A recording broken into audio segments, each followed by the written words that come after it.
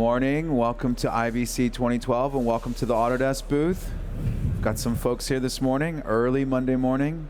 Great to have you. Thanks for coming out. And hello to everybody online on the area. That's area.autodesk.com that we're streaming this demonstration live. We're really excited to take you through a demonstration of Flame Premium 2013, the 20th anniversary edition. In this demonstration, we're going to be looking at 3D relighting and finishing with Mr. Joe Billington from the London office. Joe, welcome. Hi. We're excited to have you, and we're also excited to have a really fully redesigned Flame Premium. We've got basically a new UI, a new workflow, and a new way of working that I think we're going to bring a lot more efficiency to your projects. You're going to be able to get them done faster, and I think you're going to enjoy the new experience, right? You've been enjoying the absolutely, the new version. Yeah. It's all the great stuff about Flame just kind of turned up a notch, basically. That's and this is kind of what's nice about it. You know, I think what's important about this is we are obviously doing a lot of presentations. What's important is that this is still Flame, right?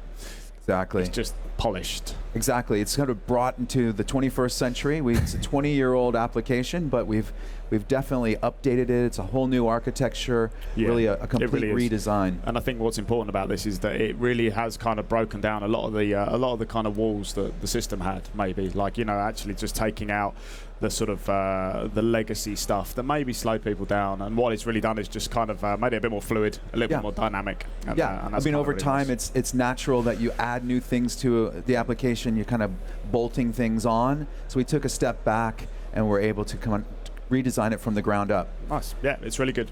So what we're going to look at here is a piece done by a company in London called Time-Based Arts. It's a piece for Swatch watches, and I'm going to play this back, and then we're just going to look at a couple of the shots. We'll break that down as we go along. Here you go. Is it my head?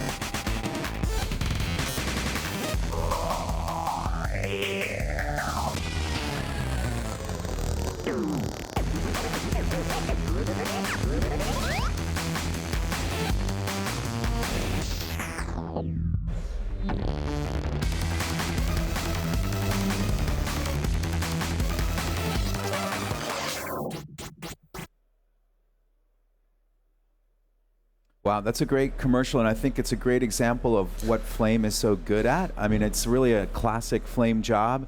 You have editorial, you see those time warps, you see the look creation, the grading. You see a lot of effects, 3D, heavy on 3D. Absolutely, and it's like you say, it's kind of got all those bits in it, graphics, got some sort of CG stuff, and there's loads of bits and pieces that went into this job. What we're going to do is we're just going to kind of break down some of this, and we're going to I'm trying to sort of go through this new desktop sort of features and how it kind of all holds together.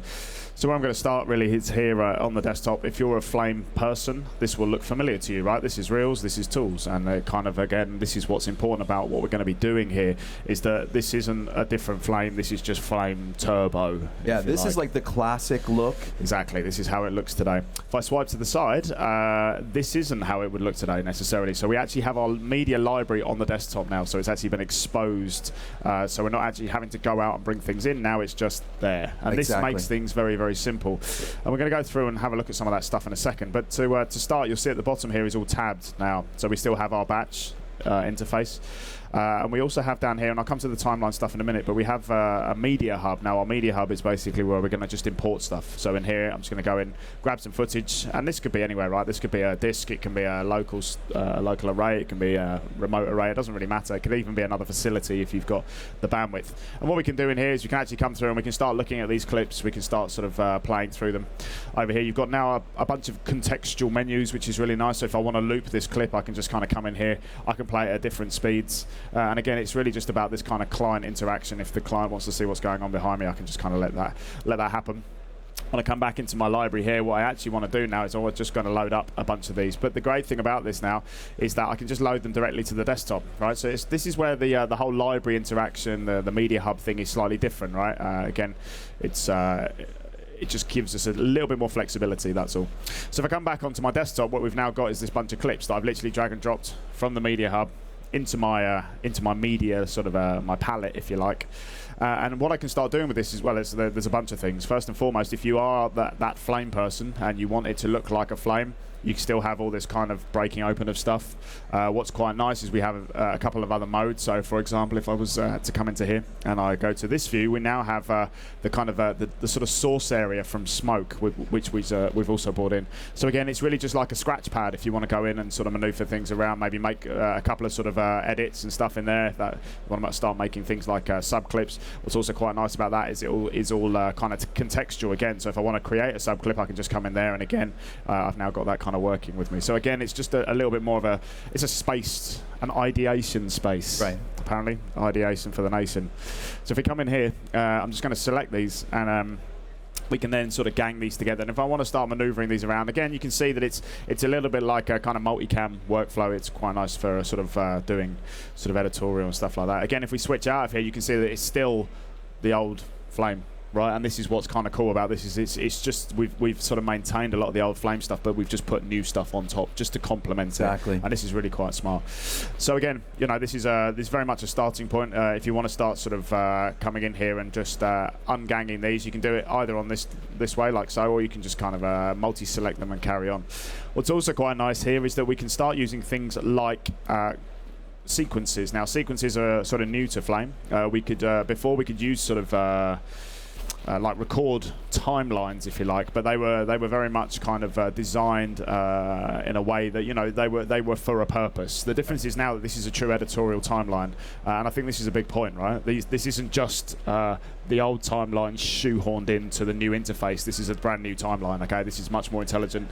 It kind of does things that you would expect to do if you are an editor. Yeah, exactly. I like the drag and drop, and it automatically creates a new layer for you. Things like that. Those sorts of things. So you'll see here, if I grab these now, so these are actually these aren't single frames, these are all clips, right? So if we actually come to here and we make a sort of multi-selection, I can literally drag those down into here, and you'll see that what it does is it creates this new untitled sequence at the bottom here. Now there's also some nice little things if I wanted to come in and rename it. Obviously it's all kind of be done on the clip here, which I think is quite nice too, so you can actually it's all a bit more contextual, right? So what we can do is we can then start using these. So whether that's going to be editorial, whether it's actually going to be coming in here and using some of these other views. So here we've got a source record view. We can also start splitting this out into what we call a triptych view. Now a triptych view is like a sort of threes up view, which allows us to kind of go in and sort of place things in different contexts. So if we want to look at these in context of one another, we can start placing these little cursors at the bottom here. We can then kind of lock these together, and we can kind of just move through them all in context.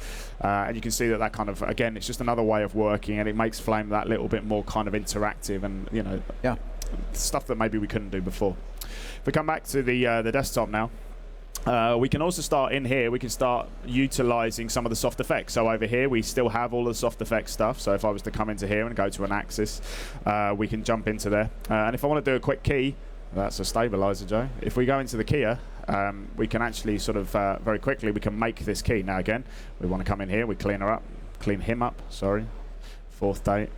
And what we can also start doing is then adding things like garbage masks and stuff like that, right? So in here, everything's going to be just kind of available to me to use very, very quickly. And that's, again, it's kind of nice, right? What's also quite smart about this is because it is a soft effect, if I now come back onto my timeline, and again, this is something that you really would have struggled to do before, we can actually just drag and drop that onto the other clips, right? And again, what we've now done is we've actually, you can see there that even the mask is translated across, so we would have to go back into him, and we'd have to manipulate that mask, and so on and so forth. But this is kind of the idea. It's this starting point. It's quick and it's easy, and it's a very sort of fluid way of working. So if we just get rid of all that for a second, so that's a kind of very, very quick sort of tour of the interface, if you like. You can see over here we've got some other bits and pieces. The other thing that I really wanted to show here is the way that we can now actually bring in entire folder structures. So this is quite an important part, right? Because this is something you do day in, day out, especially if you're doing conforms from like from film reels or things like that. And in here, if we go, just come up a bit, what I'm going to do is just jump into here. And you can see that I've got a bunch of folders here. Now, these folders actually contain a bunch of subfolders. So what I'm going to do is I'm just going to literally drag it from my external source here into my library. And what it's going to do is it's going to populate those folders. Now those folders are a little bit kind of all over the place, so what we're going to use is this thing at the bottom, which is basically a search tool. And again, this is something that, you know, in the past we might have struggled to do, because we're actually sorting the library now, and this is kind of a really nice kind of part of this interface.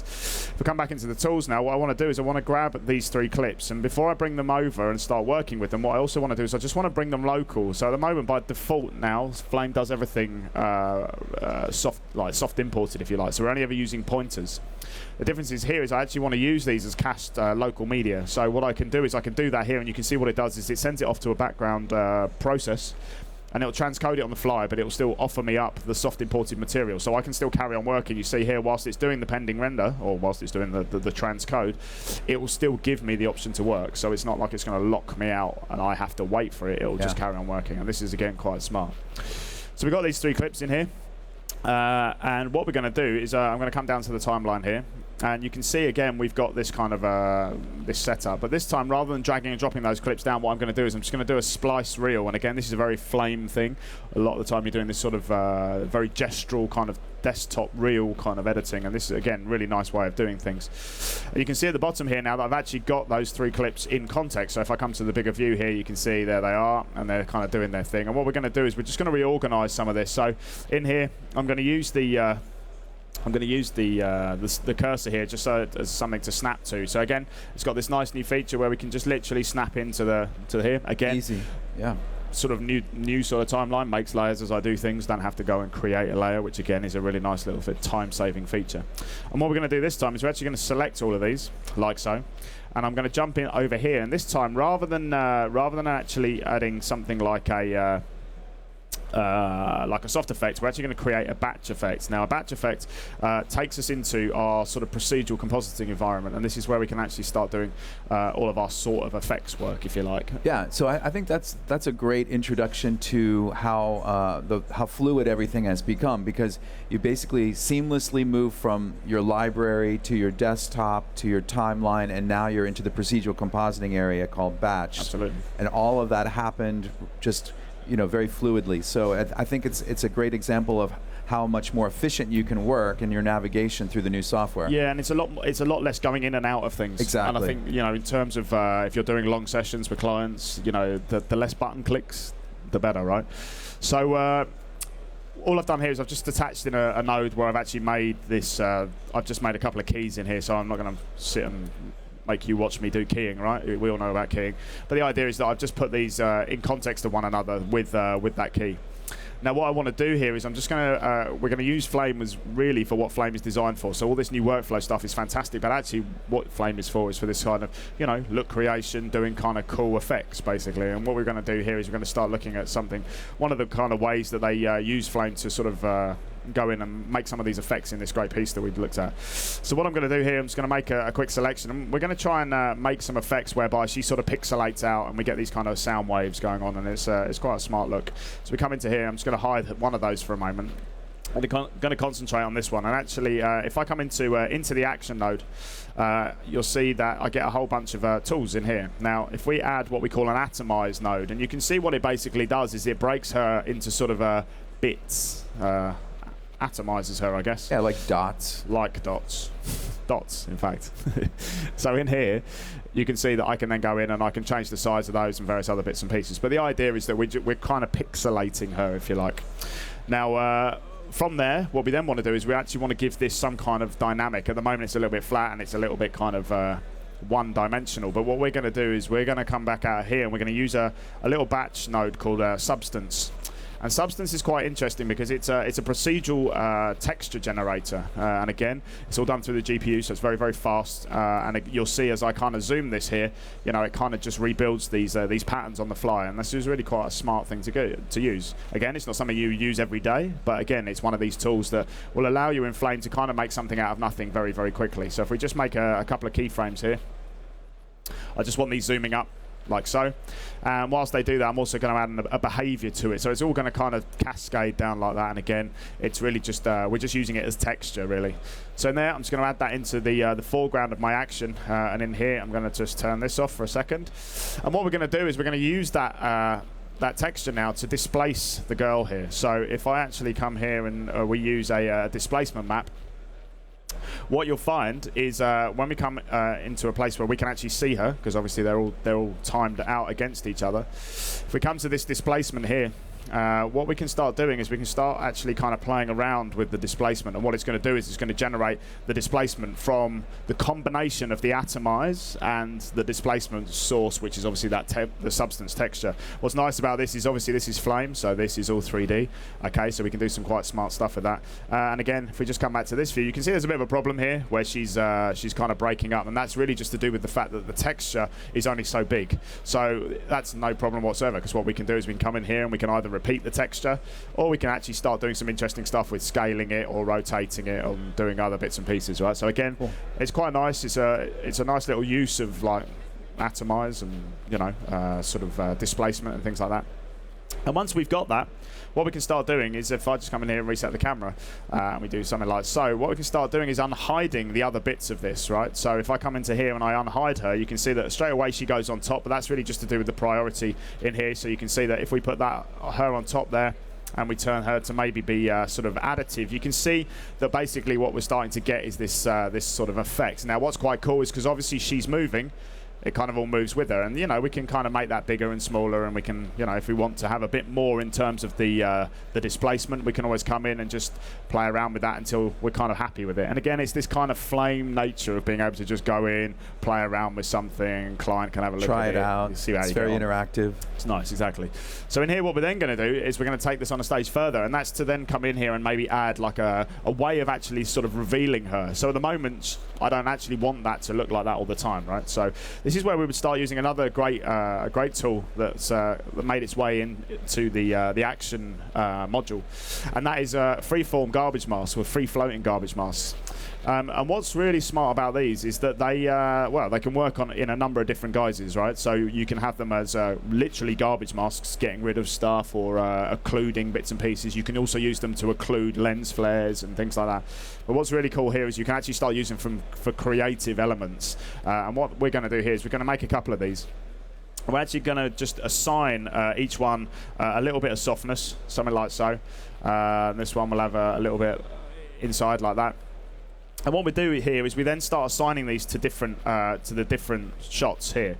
So what this is going to do is, if I actually add an axis in to control both of them together, what it's going to allow me to do is, if I make this one here inverted, what it's going to do is actually allow me to kind of reveal her through this garbage mask. So we can make a bit of an animation in here. I'm going to start with this being bigger so that we don't actually see the pixelation, and as we go through, we're just going to stick in a couple of random keyframes. So we'll have one there, and we'll have one at the end. And again, they could be coming on and off, or whatever it is that you want to do. But it doesn't really matter. Again, it's just kind of a proof of concept more than anything else, right? So what we're basically doing is we're wiping her off over time. Now, what's also quite nice is we could come in here and maybe stick in a couple of keyframes on the blur. So maybe stick in one here, and as she gets pixelated out, what we'll have it is we'll have one sort of coming through here like so. So actually, by the end, she's kind of she's sort of blurred out, and again, it just kind of looks a little bit more like it's sort of smoke or something like that, right? Really you get a kind of idea of what we're trying to do here. You get this sort of thing going on. That looks excellent. You did it in 5 minutes. You can scrub the timeline, look at it. Not only did I do it in 5 minutes, I did it in 5 minutes while actually explaining what I was doing. I could have done it in 2 minutes if I was concentrating. That's true. So this is the thing, right? It's a really important part of the system. It's this is what Flame is, right? Yeah. It's why it's so important. Again, right, I'm going to kind of appreciate what I've done there, and I love that, but I'm now also going to leave it, and what I'm going to do is I'm just going to throw up the last one. I don't know if throw up is probably the right thing to say, but in here, if I just throw this into batch, and again, you can see what I'm doing here. These little nodes that I'm pulling up are just custom nodes, so these are things that I've saved out. They're just setups, but it's a nice way to recall them, because I can literally drag and drop them out, kind of smart way. If I just come into here, what this one is the same thing that I've done there, just moved on a few stages. So I've got the guy in here. We've got a slightly more dynamic garbage mask going on. But again, the theory is the same, right? We've got blurs and we've got displacement and we've got various other bits and pieces going on. So what we can do here is, and this is really just to round this off so you can see this whole kind of creative relighting element, is that if I come up here, I've got 3 lights that I've actually set up in context. And this is really just to kind of create that discotheque feel, right? It's like it's the 80s again, but you get the idea. It's like you know, we've got these kind of maneuvers, and it's really just a case of scrubbing through here and just seeing how that works. And again, these are just I've set in a little animation, and then we've just cycled it, right? So it's a cyclical animation. It'll do the things that it wants to do. What we've also got a bit further downstream is this this one here. And this is really just another light, but we're using it with a lens flare this time. And the reason that we have the lens flare in there is to give it this almost kind of ethereal kind of lighting, ambient light almost. Yeah, and that's the point of this demonstration, is that these relighting tools are really powerful in the 3D space of action. You can do look creation, you can create atmosphere. Absolutely. And sort of, in this case, make it look like it's inside of a nightclub. Absolutely, and what's kind of cool about this as well is that you know, this isn't 2.5D, this is proper 3D volumetric lighting, and you'll see as I actually spin around this, the lights will interact in space. That's right, and really cool. And that's another very important part of this. You know, we're not sort of messing around with sort of, you know, faking this. This is true 3D lighting. So if we come out of there, that's just it's a nice little way of looking at this. But we've got some other elements in there. There's a bit of a color correction. So we come up to the top here and we look at that. And again, you can see it's about this look creation, right? We're using the lights, but then we're actually using the color corrector just to knock a load of that image data out. And then we're just applying a blend mode at the end just to kind of give it a glow with the matte back over the top. What's nice about this is because of the way the kind of new redesigned Flame works is that this is all done from the desktop. So if I come out of here now, it all sits on my desk, and if I then want to start versioning it and things like that, it's very easy to do. I can come to the bottom here, I can grab another version, and we can just kind of crack on and work on that, right? So if I want to go in and kind of change the way that the lighting works, it's very, very easy. I would literally jump back into it, it's all still there, so on and so forth. And this is exactly what the whole point of this kind of re-interface jig is all about. Yeah, I think it really shows the tight relationship between those 3 areas. Yeah, it's nice. So that's one kind of example of, you know, some of the ways that you could use Flame and this kind of sort of rejigged architecture to actually get you around. We're going to look at one more example, and I'm going to crash through it because I've literally haven't got very long, I don't think. Yeah, 5 minutes. 5 minutes, perfect. So if we come in here, and I'm just going to load up this shot. So this was, again, the point of this is really to try and just show you the combination of the whole Flame Premium offering, which is basically VFX editorial and grading, right? So this is kind of the idea behind this one.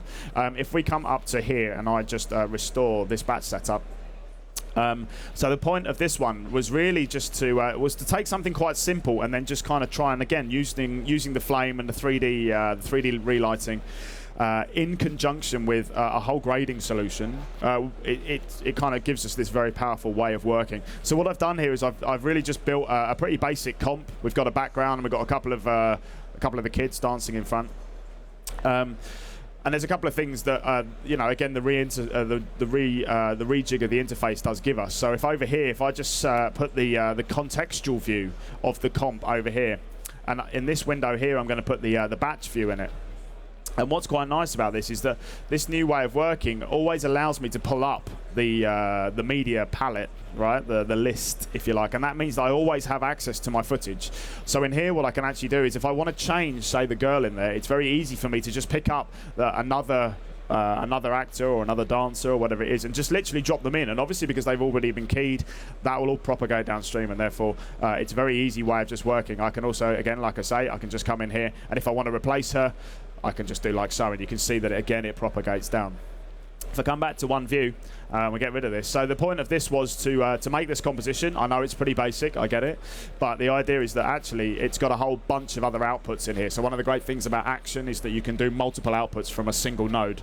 So here we've got the composition out node, and you'll see here I've also got the map for the girl, map for the couple in front. I've got a map for the boy. I've also got a Z depth output, which we're generating internally, and we're also using this thing called a position map, and I'll come to this in a second. This is really quite smart, but the things I just want to show them first and foremost are these 3 mats, right? So on the output of those 3 mats, what we've done is we've used the combine node, and the combine node basically gives me an RGB combine on the output. And what we've done, and we haven't got time to show this because we are literally up against it, but that RGB combined gets sent to the grading solution to do, well, it gets split out into 3 mats. Those mats are then used to grade, and this is what we get back.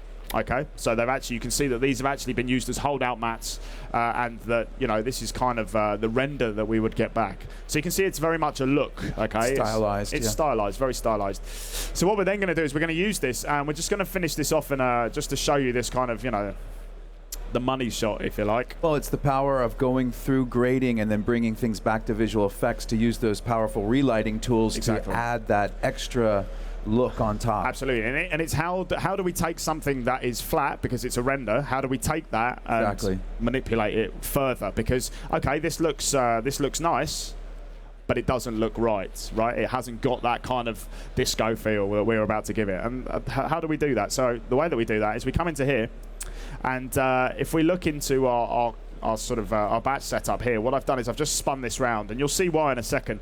If I put the schematic over here, if I unhide these rays, now you'll see what happens is basically the rays will interact with the image, but only as a flat image, right? There's nothing really happening there that's going to be of any use to me because they're all outside the image. If I, however, come over here and I unhide this position map, which you generated, which I generated, all of my own fair hands, you can see what basically happens is it recreates the 3D from downstream, okay? And what this is going to allow us to do is now to relight the scene that I have, but in context of the grade that we've got back from the other side of sort of Flame Premium. And again, this is really important, right? Because it does allow us to do this work that actually could have otherwise been quite problematic, because, you know, we wouldn't. Where do you actually start? Do you do the grade in here, or do you try and utilize the power of the real-time grading solution? You don't really know. So this is the other kind of thing. This is what these position maps do.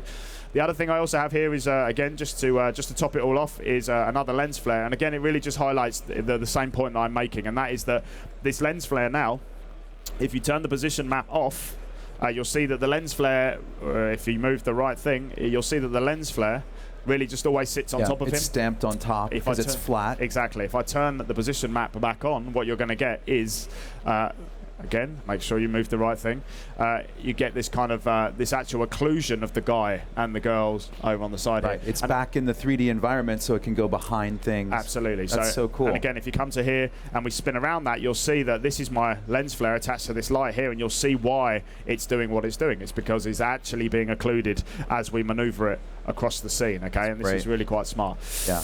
Well, I really like the way you tied in the real-time grading, because that allowed us to create the original look, and now you're building on top that sort of 3D atmosphere. And that's the kind of idea of Flame Premium all round, right? Is this kind of maneuver between the 3 disciplines, the editorial, the VFX, and the grading.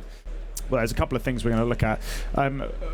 This whole piece was very much about sort of look creation, right? So there's a couple of things in here. I think we're going to look at the FBX and the OpenEXR, right? Yeah, some of the 3D tools within Flame, which I think is really the power. I mean, you know, editorial, grading, that kind of stuff. That's pretty standard stuff. But when we look at Flame, it takes it so much further because it has all this 3D capabilities. It can tie into our 3D products like Maya, 3ds Max, Softimage. Absolutely. And I think what we're going to do is we're going to look at this shot here, and this is a really good example of that, okay? Because this actually incorporates two things, right? First and foremost, it incorporates this little back plate here with all these little particles on, and that's a physical property that was actually made in the Flame using sort of layers and sort of basically just the logo split out. But then there's also the CG elements here, which are basically the watch, and the guys couldn't really decide if they were going to use OpenEXR, if they're going to use FBX. So what we'll do is we'll have a look at kind of both the options, really. Okay. So where we're going to start with this is if we pull out this little setup. Now again, these setups are, I know I'm sort of cheating a bit, but really don't have time to build all this stuff in front of you here. We literally have half an hour to get through some of this. So what we're going to do is we're literally going to look at this. And the idea behind this was, if we just play this back, you'll see that it's a physical element, right? So we've actually built this in the Flame, and the way that we've done that is using 3D paths. Now 3D paths are a pretty kind of cool thing. You can use them for all manner of things. You can attach lights or cameras or 3D models to them and things like that, and they are true 3D. So if we spin around this scene, you can see that actually what we've done is we've sort of displaced them, if you like, in 3D, and this is kind of a really big part of this.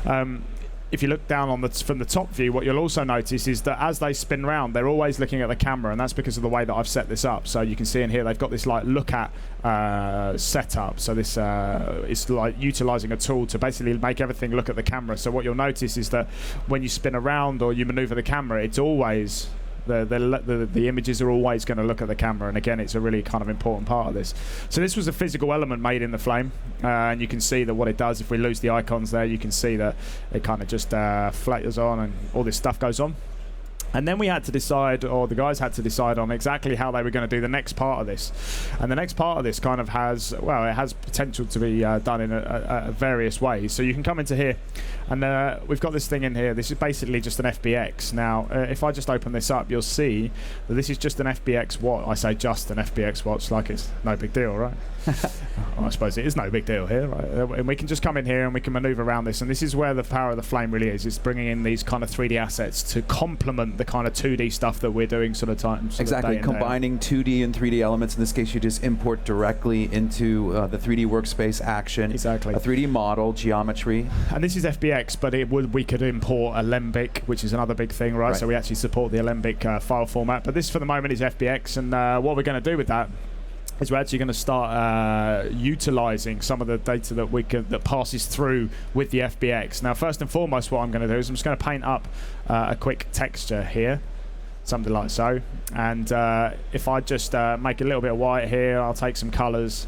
And again, this doesn't really matter too much because we are just going to use this as a base texture. So something like this, I'm going to throw in a couple of red lines just so you can see exactly what it does, right? So if we do something like this, and I spit out a new layer in here, and come on, let's do that. Okay, and I spit out a new layer, and you can see what it does is it adds it in as a layer. Now I don't want to use it as a layer. I actually want to use it as a map, and we're going to use that as like an IBL map, or IBL, whatever you want to call it.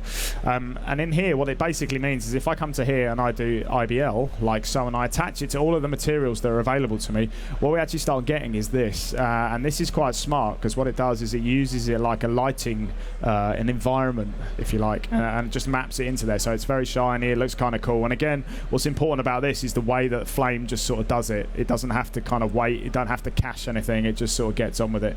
And that's obviously very beneficial. If we come down here and we just soften this off a bit, you'll see that I can kind of interact with that IBL very easily, and again, it's going to kind of allow me to do these quite complex things very, very quickly.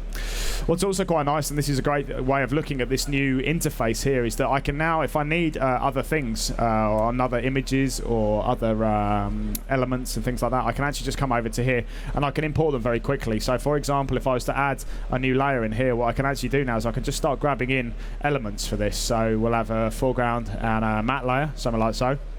And drag and drop. Absolutely, drag and drop. Now it adds it in as an image, but I don't actually want it as an image. What I want to do is actually bring it in as a diffuse map. Now, the diffuse map in here will understand the dynamics of the material ID that has come across with the FBX. And what that means is that you can see in here, it will always sit directly on that face. Okay, so very quickly I can just maneuver that into place. We can always move it around, but fundamentally it will never do anything other than be on that face. What's quite nice about that is that it will also inherit the IBL. Okay, so the image-based lighting will also go onto the diffuse map there, so it'll all work in context, and that's how these material IDs really kind of come into their own. Yeah, and it's a really important point that interoperability between the 3D applications and Flame allows you to do things very precisely, bring things in from the 3D world, and then combine them with live action plates or design elements as you created in here. Absolutely. What's also quite nice is we have a light in there, and the light is really just giving me a flood of sort of information, if you like.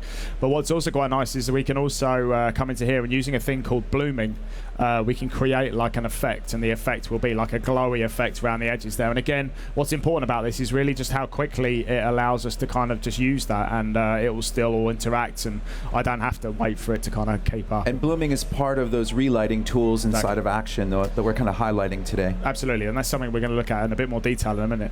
So that would be if you were going to use the FBX. Now obviously in this particular example, they decided that they were going to use EXR. So renders instead of the live geometry. Exactly. So the renders would make a little bit more sense simply because they weren't.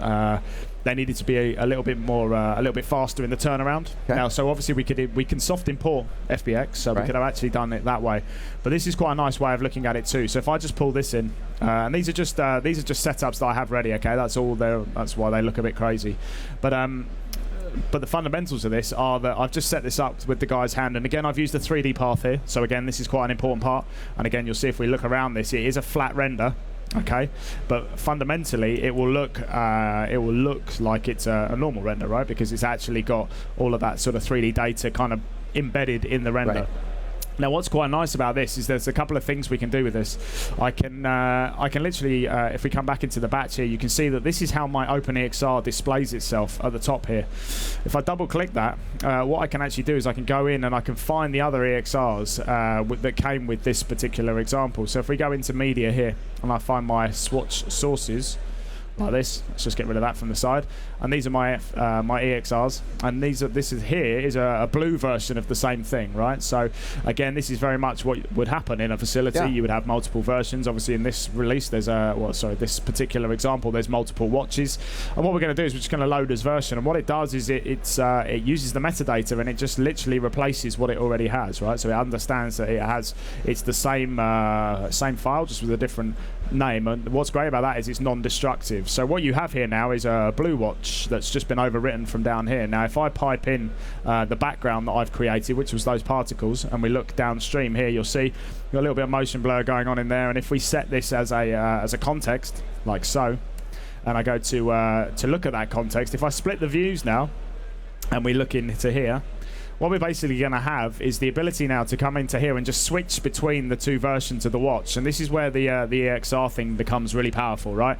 Because if I've got 10 of these watches, I can literally just go through, render one out, come back, change the input, and just render it out, and it'll all propagate through to the point where it'll actually inherit all of the motion blur and all of the kind of the positioning. Really easy, very cool. Absolutely. So this is, again, we're kind of cracking through this at fairly breakneck speed, but the idea is that you have a lot of opportunities in here to build things in different ways, but they will give you very similar outputs. Sure. If that makes sense. Now that's showing a lot of collaboration with the 3D world, being able to bring in FBXs, live geometry, as well as renders, OpenEXR, which brings a lot of metadata with all of your final beauty passes, so you can do a lot of things in post, like motion vectors will allow you to do the motion blur in post, or Z depth passes allows you to set your depth of field and all that extra metadata, which is great. But sometimes it's necessary for a flame artist to kind of generate their own metadata in order to do some specific things. Yeah, right? yeah. And this is kind of where Flame is very powerful, right? And so if you are a one-man band, or you don't have the sort of benefit of a big CG pipeline or something like that, or if you don't have the manpower or the time or something like that, then the great thing about Flame is it will get you out of those holes. Right. So if we just come in here, let's just make sure that this is all deleted. And if I come over to here, so what we're going to do is we're going to look at, there's a nice shot in here, and it was kind of one of the more problematic shots for the guys. And this is basically what we're looking at. We're looking at this room, and the idea with this room is that it's one of the shots in the master. And again, I'll just show you the shot that we're going to be looking at. It's this shot here, where he's basically got the iPad, and there's various other bits and pieces going on. But the idea was that they wanted to recreate this room. Now, in the end, it got graded very dark, so you don't really see a lot of it. But the fundamentals are that actually they wanted to create like a 3D, the actual 3D room, so it's like a 3D disco, if you like. So the way that they did that, this is it was quite cool actually. There's a couple of elements to this, right? So if we take this shot here, and I'll get rid of this for a second, and we just bring out the original track. So in here, there's let's just bring this in. So we have a 3D track at the top here, and you probably all know that Flame has a 3D tracker. Great 3D tracker. I'm not going to do the 3D track because we don't really have time, but the idea is that in here's my 3D track, and we can spin around that, and we can sort of see, it's all very nice, and it kind of works. Point cloud. Point cloud. Point taken. And in here, what we can then do is we can start using these. So if I jump into any of my shots here, and I'm maybe going to use this point at the back, what we can do is we can actually either create a point cloud, or we can create an axis. Now, by creating an axis, it gives me a data point to start using. And again, this is really quite smart, because if I come into here and I extract out a layer, and I jump into here, what that's going to mean is as soon as I attach the layer into the scene, it's going to work with the camera, right? So we're going to have this kind of really nice motion going on here. If I actually attach it to the track, it's actually going to sit in place, and again at the moment it doesn't look quite right because it needs to go behind the hands, and if we lose the icons you'll see now that actually it all sits in context of that track. Now again, this is fine, but it does look a little bit flat, right? It's a still frame, so it's kind of limiting. Absolutely. So you're not really going to get away with that in the kind of very savvy world of commercials. That's not gonna fly. But we could do some stuff. We can come in and we can use some of Flame's tools just to kind of manipulate that into position a bit better. And you might kind of manage to do it with a bit of lighting and stuff like that. For the moment, however, we're going to do something a little bit cooler. If we come over to here and we take one of these other setups that we've got, and I'm just going to append this in. And the idea is that here, what I've basically got is the same kind of concept, but to a slightly different degree, if you like. So what the guys did is they actually took the things that the things that they had, so the basic, the fundamentals, which were, you know, some kind of reference image, and they took that, bearing in mind, let's just refresh ourselves with what the reference image was. This is the room, and this is literally a still frame. And what they did with that is they actually came in here and in action, in the 3D action, they built their own room with it's actually quite cool. They were using things like perspective grids and things like that. So you can actually see in here that, you know, there's a load of grids that have helped them build this. And, you know, again, if you unhide this grid here, you get an idea of exactly what's going on. So they built this room. This is a 3D room. If we just have a quick spin around it, if you split the views, this one here, we can have a look around, but this one over here, we're actually looking down on the scene. And this is quite smart because, again, you can just see what's happening as you're just rotating around these models. So this kind of gives you an idea of the sort of thing that, you know, Flame allows you to do. If you've got this problem and you want to try and you've got a bit of time on your hands and you can build this stuff, then why not, eh? So the other thing that was quite important here then was also that they had to make sure that it looked like the room, because obviously no matter how much darker you make this, you're not going to fool anyone, right? So this is again where Flame sort of came to the rescue, really. They took an image here, which is basically just a diffuse map, and what it does is when you unhide it, it creates a 3D room, right? Just wraps around that environment. Yeah, and it does it really, really nicely. And again, that's kind of a testament to the actual building of this room and the way that they got the kind of perspective correct and the size of the models and all of these kind of pipes. But it really does work nicely. What it means is that now if you have that set up, you can come into here and you can actually start maneuvering things through that scene, right? So very quickly, we've taken what was a flat image and we've turned it into it's a room. Okay? Yeah, I mean, I think the point of it is that by recreating it, now you have control over the environment. You can now do your creative lighting, your relighting. You can do a lot of things to make it look like a real disco. A real disco, that's what it's all about. We've basically got the ability to split these views into two, and over here, we've got all of the dancers at the bottom here, and this is quite nice, as when you start unhiding them, you start populating this scene, right? So in here now, if we lose these icons, and again, just take the camera, you can see that not only now do we have a 3D room, but we also have a 3D room full of dancing kids, right? And this is pretty smart. We can actually start maneuvering the light through the scene, and you really get a sense of the sort of depth and the way that that's working. If we also then start just unhiding a few of these lights, so again, I've just used these for sort of look creation, right? So this isn't like necessarily trying to make it look realistic necessarily, but it does give it a kind of a feel, right? Yeah. What's also quite nice is that here with the light, I can then add in things like shadows. So again, bearing in mind that Flame has a full sort of volumetric lighting mechanism involved. And what this means is that as I now move the light around, you can see that it's casting shadows on the walls, and it's kind of really nice the way it does this. You can see realistically. Really realistic lighting and things like that. And they'll obviously, the more we do that and the more we move that around, the more it's going to kind of affect that in there. That's cool. So if we take this on a little bit further, if I just get rid of the shadow, I don't really need that. And we come to the bottom here. What I've also done is I've also, when we come back into the action node here, you can see that I've actually taken out a couple of passes. So I've actually got what we call a position pass here as well. So I've got the render and I've got a position pass. Now, what this basically means is that downstream, I can now recreate the 3D element of this very, very easily. So if we spin this, you'll see that because of the way that we've built this downstream, I can very easily now come into here, and using this position pass, I can actually reassign the 3D values exposed to that scene. And what you're going to get is this. Now, it looks a little bit crazy, I know, but if you actually look through the camera, it will look perfectly normal. What that means, and this is what's really nice about it, is that you can now have a light that's going to actually interact in there. And if we were to add in, say, something like maybe like a lens flare or something like that, what it will do is it will actually work in that 3D space like so. But again, you know, you have to remember here that this is true 3D lens flares. So you see that they now sit in the context of that entire environment. We've recreated that, and what it will mean is that it will interact beautifully now with the scene, because obviously as we go through that, it's now going to work.